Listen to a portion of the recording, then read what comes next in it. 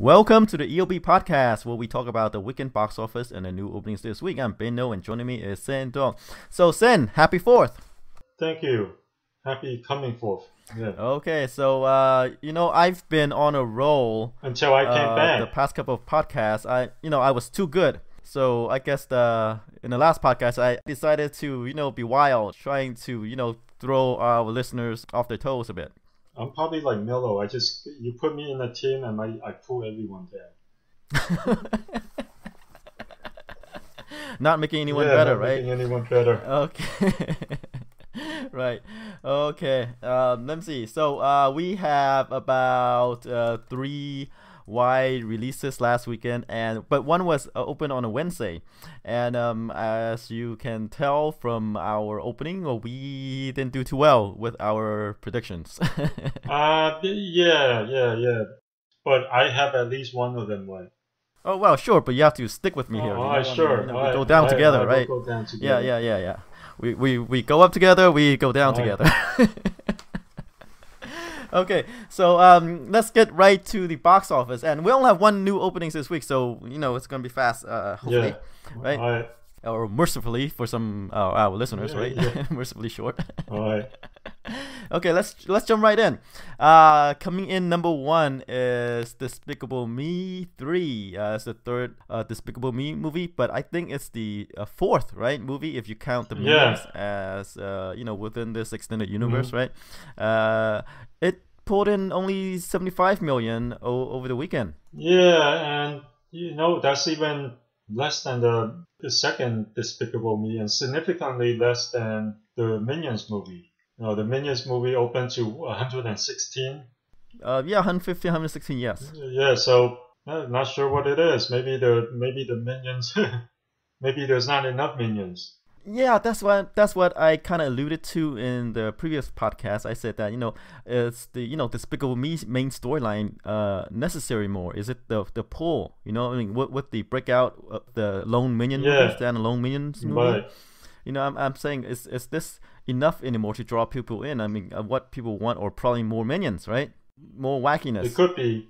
We'll see how leggy this is. But the second Despicable Me did make more than the Minions standalone movie overall, even though it didn't open as huge. We'll have to see if this one holds up as well. The reviews were only so-so though. 63%. That's I think the previous two are in the 75 to 80% range on Rotten Tomatoes, and even the Minions movies are in the 70s. So this one is kind of a one level dip in quality. Yes, and let me throw out our projections here. I had it opening at 120, and you were just a bit lower with at 110, so way off. And I guess other people were projecting higher as well, but it just underperformed. I guess it's kind of part of the trend of, I guess you could call it sequel fatigue. Right? This is already the 4th. If we discount the number, the 4th Despicable Me. Yeah. And following the trend of all these sequels last year and this year too, like Transformers 5, Aliens Covenant, Pirates, they've all been on a domestic level pretty disappointing. The previous films you mentioned were took deep dips in opening box office from the previous film. So this, if you consider the Minions movie part of the Despicable Me franchise, is a pretty big dip. But if you count the previous one, the Despicable Me 2, then it's just about 10-15% dip. So that's not too bad compared to the other movies. That is, if you take out the Minions movie. Yeah, sure. But then again, I say you want. If this is a franchise and you want it to remain, either the same or, higher, because, you want this to continue on. You want this to sell more toys and, merchandise. Yeah, I think in general, most people had it higher. Mainly because most people consider the Minions movie as part of this franchise. Yeah, so if you compare it to that opening weekend, this is kind of disappointing. But you got to look at the budget. It only cost 80 million.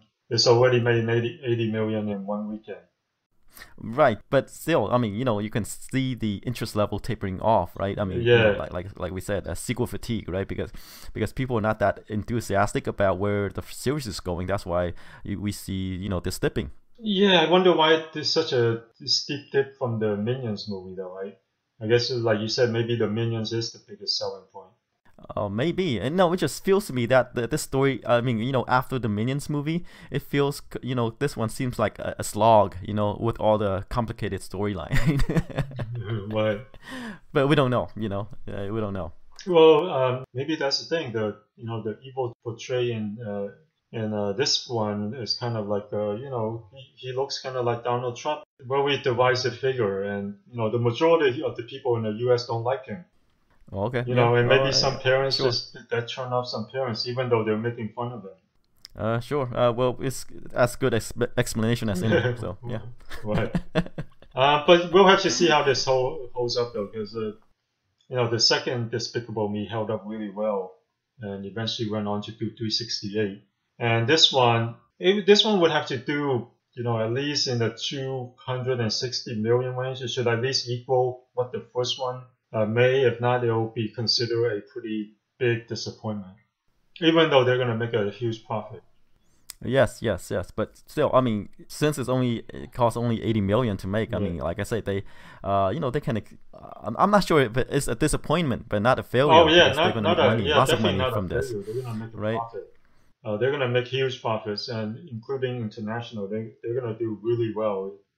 But I think, like you said, like everyone, this as a standalone movie is a great figure, but as part of the franchise, I think everyone considers this figure kind of disappointing. Yeah. Well, speaking of, overseas, right? The worldwide total right now is 192 million, right. And with 116 of that overseas, so it's doing great overseas. Yeah, and it's already probably making a profit, based on this 80 million budget in one weekend. Right. So I guess the only thing to look at right now is to see how well this movie holds up. Unlike another movie down the list. Yeah. Similar, but the 75 million opening is low in this franchise, right? So only if you might still if you get compare there. it to the Minions movie. If you compare it to Despicable Me 2, it's only 8 million. That's only about 10%. About a 10% drop, which is pretty good for a sequel. And even with the sequelitis, that drop is not that bad compared to these like Transformers or Aliens. Those films experience like 50% drop, or Yeah, and like those, this one doesn't cost over 200 million to make. So if you don't compare, it's all perspective. If you don't compare it to the Minions movie, this is solid. All right. Okay, should we move on to the second film, which I was pretty right about? Okay. All right, I'm just I'm just rubbing it in. All right. Okay. Yeah. All right. So coming at number 2 is Baby Driver, the critically acclaimed film that's got a lot of buzz from film festivals and great reviews. It did about 21 million over the weekend, but it opened on Wednesday, and altogether it's made about 30 million. It's by Edgar Wright, who was the original director of Ant-Man before he was fired. It turned out that even a guy as talented as him can get fired from a movie, a big studio movie. And Baby Driver is kind of like it's not his comeback. It's like look at what you missed out on, type of thing. Well, no. Because the film is like 97% on Rotten Tomatoes. It did 30 million over the weekend and a budget of just 34 million. I think it's on the upper end of what most people predicted. Yeah, let's go to our projections. You were right there by saying that 5 days it will do 25 to 30 million, and I was quite low on this because I thought, hey, this is another Edgar Wright movie, and it'll probably open in the the 5 million range or so, 3 days. But it exceeded expectations, right? And this could be one of those like rare blips, outliers in his filmography, and it is. It could be. he's always been one of those very talented filmmakers and very creative filmmakers. But the films that he made has a foreign flavor in them. They weren't made specifically for the American market. The American market was kind of like a secondary market. Well, Edgar Wright is British, right? He's British. Like Shaun of the Dead, British sensibilities. Yeah, and Hot Fuzz, Scott Pilgrim versus the World. This is his, by far the biggest hit by him. And it seems like as a director, as a director, and it seems like he's, he's coming into his own with this one.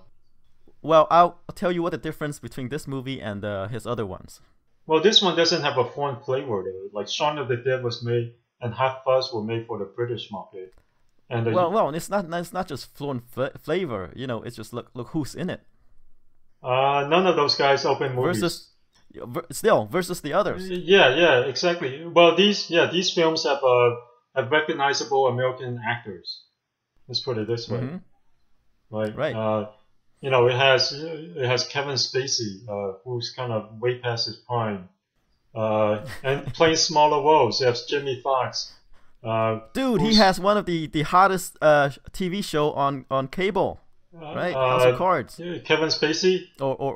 Is it Kevin Spacey? Yeah, Kevin Spacey. He has a. House of Cards, right? He was in House of Cards. But is it Netflix or cable? Netflix. Oh, okay, Netflix. All right. Yeah, so. Right.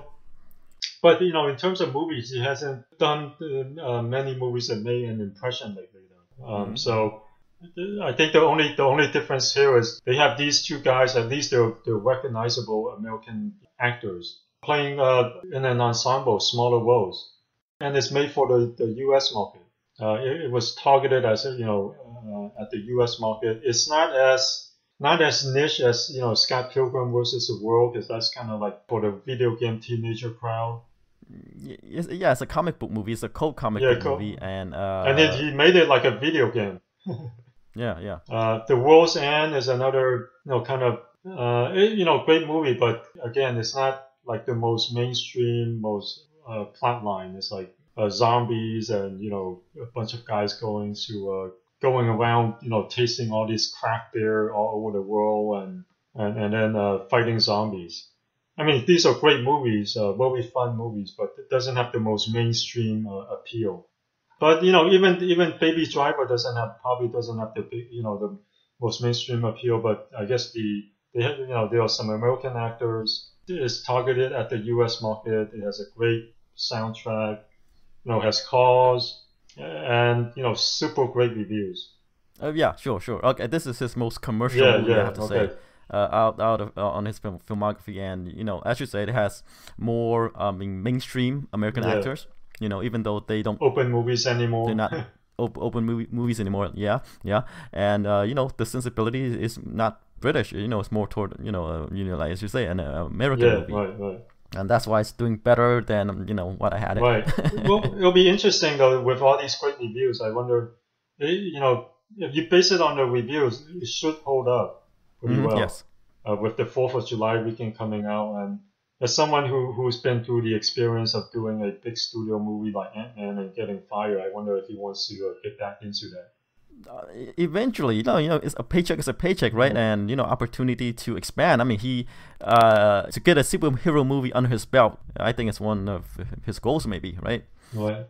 Well, we'll see. Or maybe he'll be like, hey, I can make movies like Baby Driver. Why would I want to go to Ant-Man or go to why do I want to go to Disney again? Where they like he doesn't need to go to Disney. Got fired, but he doesn't need to go to Disney. He can go to Fox. He can go to WB, right? Yeah. To pick up one of their superhero movies. So Yeah, that's true. I'm sure after Ant-Man, maybe the DC universe might hire him. Hey, right. Their loss is our gain. Sure, but the thing is, like, you have to get one under your belt to prove that you could do it, right? I mean, one of these things is like, oh, we're giving you a $200 million budget. Can you handle this? Yeah. Right, and he has to prove that with. I mean, and Baby Driver, I guess his most mainstream film, proves that he can do mainstream. Yeah. At least right now, the opening, right? But we'll have to see how well it holds up. Right. All right. We talked enough about Baby Driver. Let's move on to another one of those disappointing sequels that we talked about earlier. And number 3 is Transformers: The Last Night. It dropped, made 17 million over the weekend. Huge drop off, 62%. It has already grossed 102 million in 2 weeks, which is very disappointing because this figure is what these films normally make in one weekend. This total 102 million. Yes. But worldwide it has already done 423 million, and you know what? The drop off was pretty bad in China, so I don't think this will do. It's gonna have trouble getting up to 700 million, I think. Right. I mean, look, it only opened to 44 here, and say what you will about overseas market. I mean, when your budget is 200 million plus, right? You need to make a lot, to make up for that thing, because the studios don't usually get a lot of money back from overseas, Yeah. Well, with China, I think the other overseas market they get a bit more. Yeah, I don't know. It depends on from film to film, right? But it's less than 50% of the box office receipt or something like that, or even lower. We don't know. Yeah, well, with China is lower, it's 25% unless you can get a co-production deal. But I think in most other places it's pretty similar to the US. I think on average around 45% to 50% of ticket sales. Yeah. Yes. I mean, so the percent, but China's such a huge market. I mean, you have to make like large numbers everywhere else. Yeah. So Transformers: Last Night.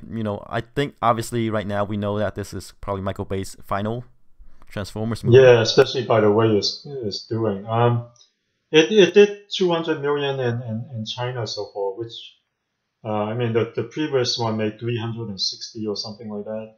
Transformers will probably top out at 230 to 40 million in China, so still pretty big drop from the previous one. So it might have trouble getting to 700 million. If it gets to 700 million, they'll gladly crank out another one.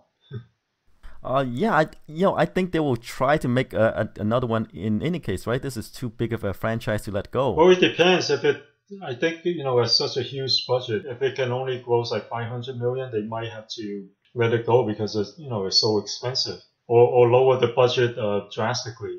Right, but that's just Michael Bay though. If they could get another director who can make it cheaper.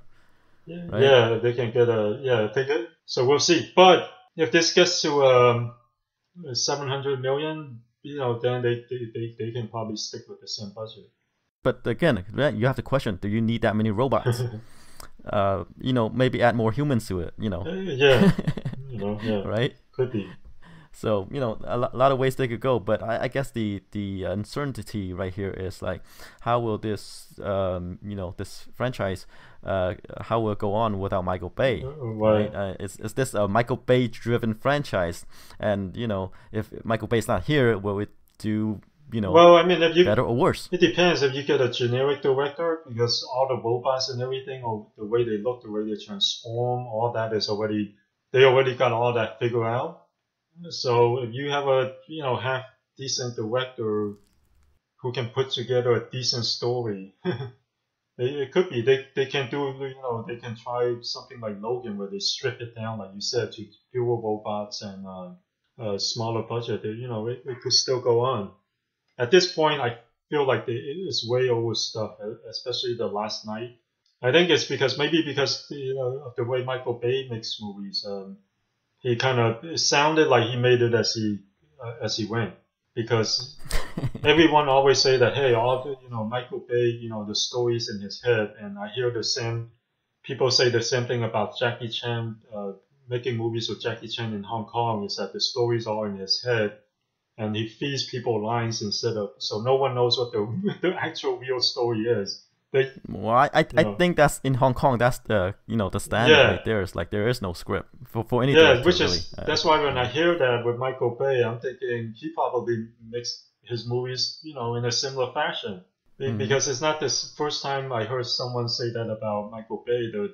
The producers, they say, yeah, Michael, he has all these great things in his head. They're like, I wonder why he didn't just tell me or show me what's in his head. Yeah, I think there is a script, but I think he just like call his own plays, right? Yeah. You know, say when shooting, say, okay, I don't think this thing works out as well, or there's something even cooler. You know, while he's filming. Right. You know, but this one I think is more like maybe they didn't have enough of a story, and that's why he stuffed so much stuff in there just to fill it up. Yeah. You know. or someone who's, you know, they always film more than they need, so they can, you know, do edits. And, you know, maybe he just likes his effect shots, you know, just try to put him in. It could be. But yeah, like you said, they can probably, moving forward, maybe, you know, strip it down like Logan. Just strip, you know. Yeah, old man Optimus Prime, yeah, right? Just Optimus Prime and, you know, save a child. Yeah. And then, you know, human child. Maybe go, you know, maybe the interesting direction is like a lot of people have complained that, you know, these movies are too busy, even though they work. They're too busy. Maybe a differentiating thing for the next film is to simplify it and, you know, focus on less robots. Maybe that's what the Bumblebee movie should be. Just kind of like strip down, focus on one, you know, just a few robots and the human characters. Okay, all right. Hey, there was an interesting trivia. Yeah. You know, basketball related.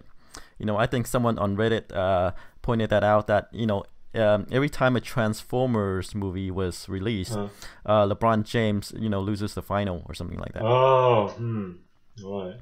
So, you know, there's an interesting bit of trivia. Yeah, well, yeah, the way it's going, it doesn't look like LeBron James will win another one unless maybe in 2 years. Hey, maybe in 2 years when he and Paul George goes to LA. That's about the same time as the next Transformers film. Okay, right. And another one point out that everyone loses when a Transformer movie comes out. Oh, so okay. There's that. All right. Okay. Okay. Let's move along to number 4, which is Wonder Woman. Pulled in about 16 million over the weekend. It continues to hold on well, only about 35% drop off. Domestically, it's 347 million so far, and domestically, again, it's the highest DC comic book movie. Yeah, and you know, you don't see 35% drop off for action films. Almost never. So this is, you know, really weird. You only see these kind of drop offs from family films, you know, like Pixar movies, like Despicable Me, but you know, for an action movie, a superhero movie, to experience such a low drop off is pretty amazing, even at this, you know, 5th week of release. Yes, it's notable on a lot of front, right? You know, Gal Gadot's breakout movie, woman director Patty Jenkins. I think this is her only second movie. Yeah, you know, so after she was after Monsters, she actually wanted to make Wonder Woman, but she was pregnant. She ended up just doing, I think, directing TV episodes because she wanted to raise her daughter. Surprisingly, they still ended up giving it to her, which is pretty good. I mean, someone hold her in high regards, and I think Wonder Woman just kind of like the perfect movie to have a woman director because of, you know, the implications, right? You know, it's there, and, you know, she I guess is the best choice, and, you know, because of her I guess resume. Yeah, well, you have to give it to WB for being patient, because this is like right. What, Monsters was like what? How many years ago? I think it's 2004. Yeah, Monster. Yeah. 2004, so or something like that. Yeah, almost more than a decade ago. Oh no, 2003. Yeah, it moly. opened in 2000. You know, December. Yeah, that's 14 years ago. But you know, it's 14 years ago. Oh. But you have to say that it's like kind of like perfect timing too. You know, with the, you know, them going with the DC cinematic universe with Zack Snyder doing the previous movies, and you know, her coming along to do Wonder Woman. Yeah. I think it's just the timing is just perfect, right? If they did Wonder Woman earlier, you know, it might not work out as well, right? Yeah, but I guess it's just that with Zack Snyder, say what you will, laying the groundwork, building up this you know, story. Yeah. Patty Jenkins came in and, you know, did Wonder Woman. Yeah, she got a big intro in Batman v Superman, which most people also consider her the best part of that movie. Well, there's a lot of guys in that movie, all right, and she kind of like, oh, okay, something that's not dark and gritty like all Zack Snyder movies are. Right. So there's that. And interestingly, right, even though it's domestically the highest grosser for the DC movies, it is only the third highest internationally. Right. Batman v Superman did what? 800. Let's see. Batman v Superman. Yeah, 873. 873. Yeah, Suicide Squad 745. That's worldwide.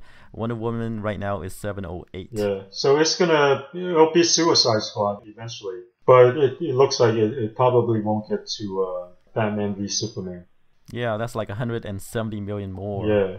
Than it needs to do worldwide. Right. But still, it's one of those things where the foreign market takes time to catch up. I bet you by Superman 2, the foreign market will be a lot better.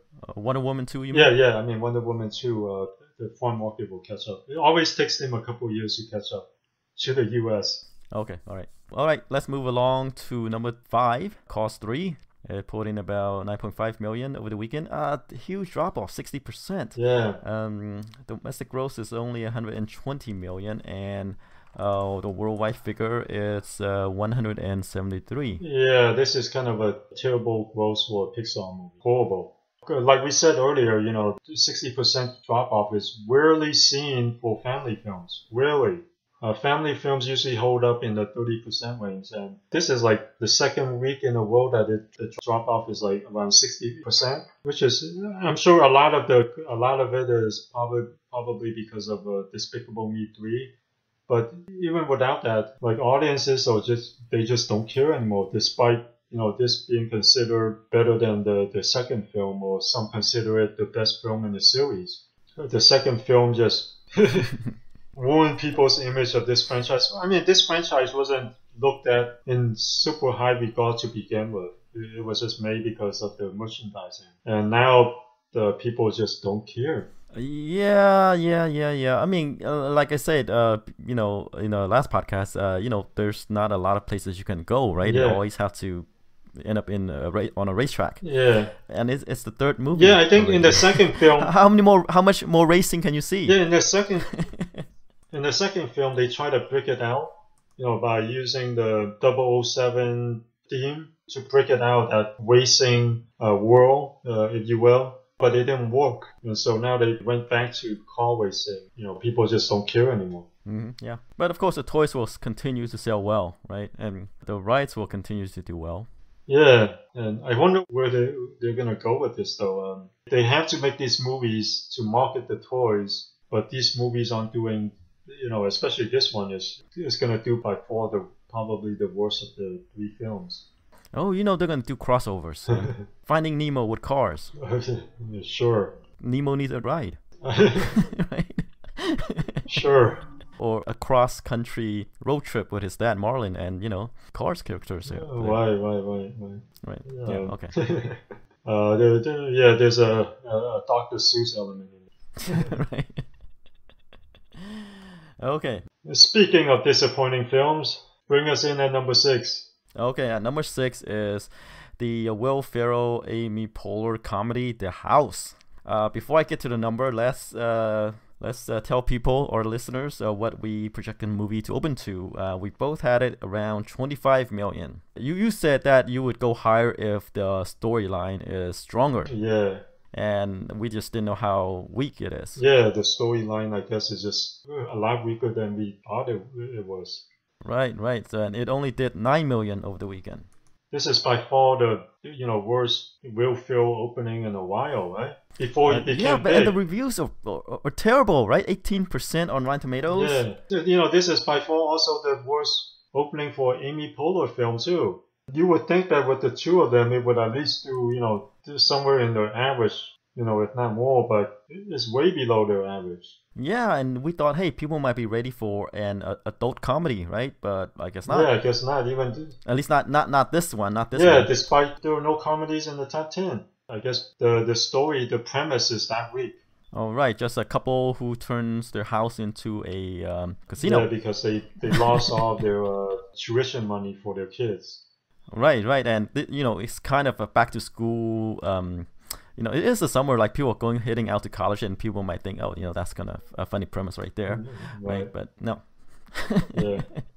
Well, maybe that's the thing. In summer, the last thing people want to think about is having anything to do with education or money. or money, yeah. Or worry about money, Yeah. money for education. Yeah, right. People just want to have fun and relax. They don't want to think about school. Yeah, like you were there right there with saying that the premise is not that strong, and I guess other people felt that as well, and so it only did 9 million, and I don't think the figure's going to improve, right? I don't think it's going to hold on as well since the interest level is not there. Yeah, and the reviews were horrible. Yeah, this one's gonna disappear. It might not even be in the top 10 by next week. Yeah, I think it will. I mean, it's going to linger on. Yeah, the films below it aren't that much better. So right, yeah, right, you're right. And speaking of the next one, which did quite well, holding on. Yeah. Number 7, 47 meter down, pulled in about 4.7 million over the weekend. The drop off is about 34%, which is pretty good. Domestically, pulled in 32 million. Right, and like action movies, 47 meters down is kind of a horror thriller, more towards a horror genre. And those films, it's very rare to see a film like those hold up this well. Except for the Conjuring films. Put this in perspective. I was surprised by it. It's a movie starring Mandy Moore. With sharks, and I thought it would be one of these forgettable movies, right? Yeah. That would come and go, have a opening weekend, and then just drop off hugely. But it continues to stay in theaters, right.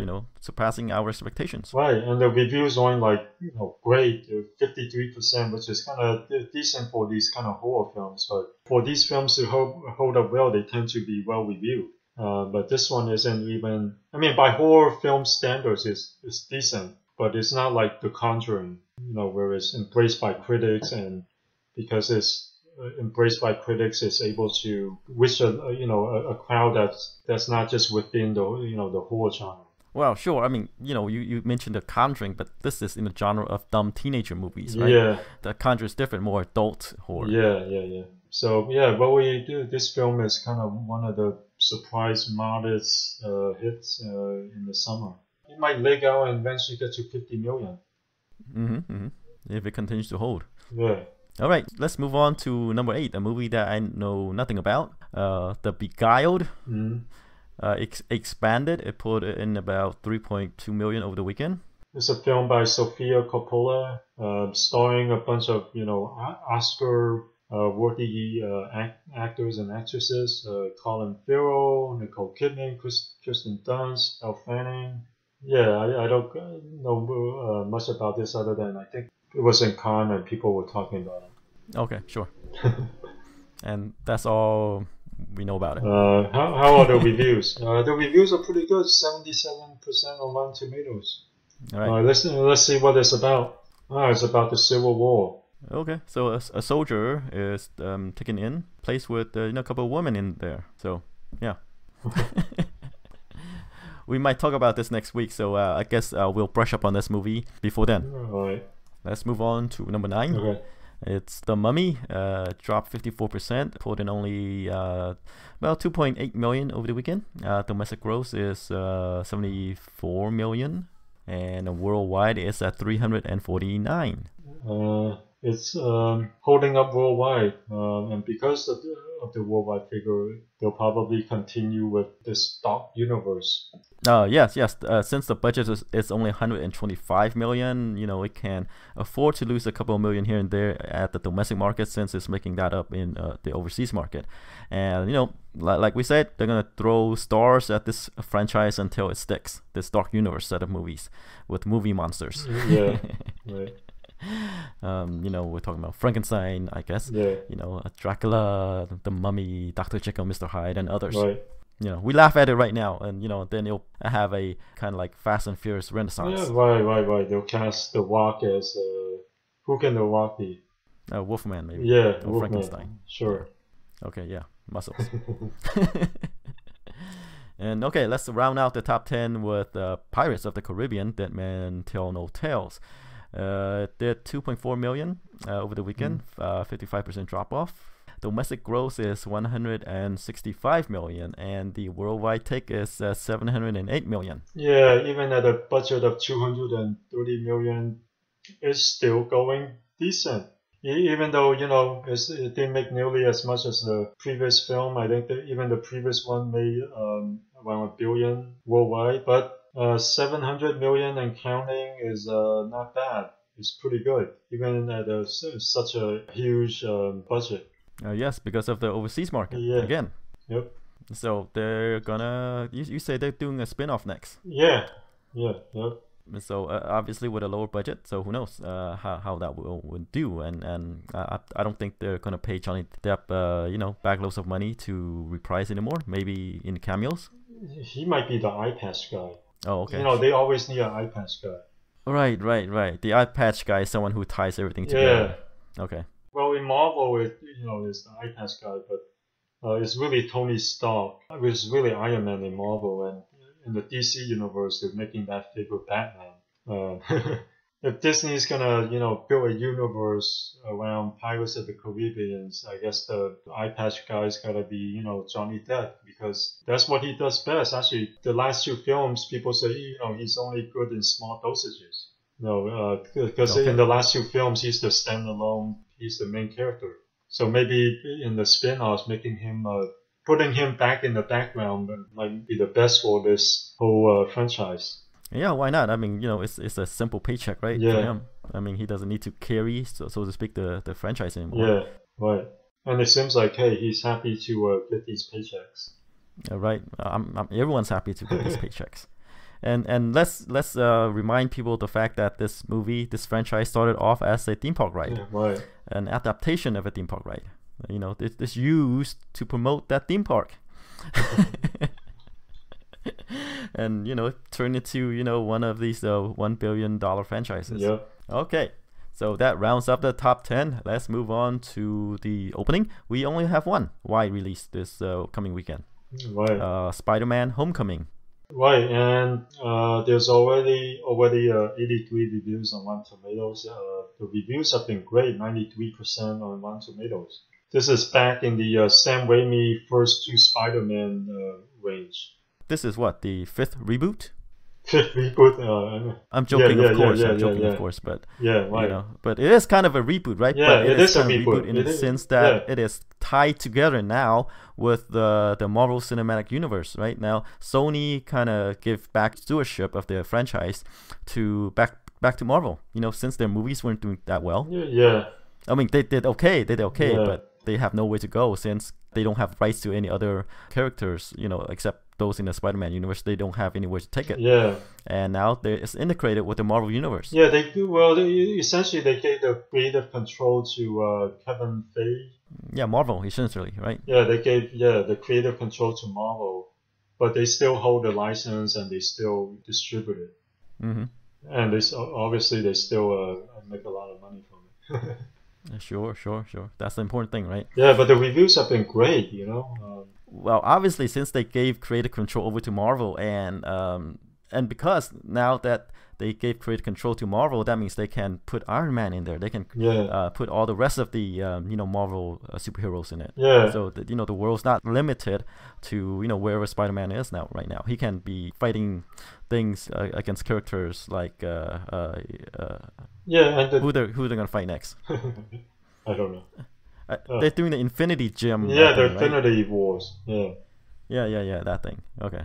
Yeah, so lately Marvel's approach has been to loan out characters from the cinematic universe. Like the upcoming Thor will have Hulk, and Spider-Man is Iron Man. Even Ant-Man has not Hulk, who's Captain America's partner with the wings. Oh, Falcon. Yeah, Falcon. So even Ant-Man, they stuck in Falcon. So it seems like that's the approach going forward with the whole universe, is to throw in a character from one of these films into the other and kind of mix and matching them. Yeah, which is the cinematic equivalent of the crossovers, right? Yeah. They have their own individual comic books, and then they do crossovers with other characters. Right.